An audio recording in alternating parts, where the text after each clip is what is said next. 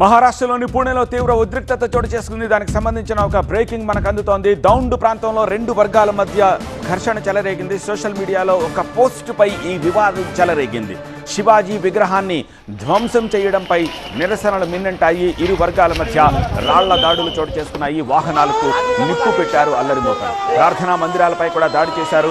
దాంతో బాష్పవాయువు ప్రయోగించారు పోలీసులు. మహారాష్ట్రలోని పూణేలో తీవ్ర ఉద్రిక్తత చోటు చేసుకుంది. సోషల్ మీడియాలో పోస్ట్ రెండు వర్గాల మధ్య హింసకు దారితీసింది. దౌండ్ ప్రాంతంలో అల్లరి మూకలు ప్రార్థనా మందిరంపై దాడికి పాల్పడ్డాయి. ఇరు వర్గాలు రాళ్లతో దాడులకు దిగడంతో పెద్ద ఎత్తున పోలీసులను మోహరించారు. సోషల్ మీడియాలో పోస్ట్ పెట్టిన యువకుడిని పోలీసులు అరెస్ట్ చేశారు.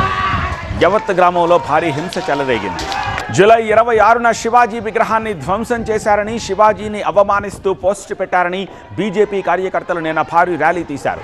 అల్లరి మూకలు పలు వాహనాలకు నిప్పు పెట్టాయి. పరిస్థితి అదుపు తప్పడంతో పోలీసులు లాఠీచార్జ్ చేశారు. బాష్పవాయువును ప్రయోగించారు. ఈ ఘటన తర్వాత దౌండ్ ప్రాంతంలో తీవ్ర ఉద్రిక్త పరిస్థితులు నెలకొన్నాయి.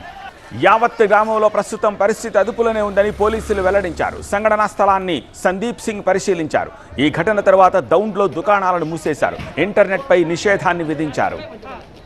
అల్లర్లు చెలరేగిన ప్రాంతాల్లో పోలీసులు ఫ్లాగ్ మార్చ్ నిర్వహించారు. వందలాది మంది పోలీసులు యావత్ గ్రామంలో ఫ్లాగ్ మార్చ్ చేశారు. సోషల్ మీడియాలో వివాదాస్పద పోస్ట్ను స్టేటస్గా పెట్టుకున్న వ్యక్తిని పోలీసులు ఇప్పటికే అరెస్ట్ చేశారు. వదంతులు నమ్మవద్దని స్థానికులకు పోలీసులు విజ్ఞప్తి చేశారు.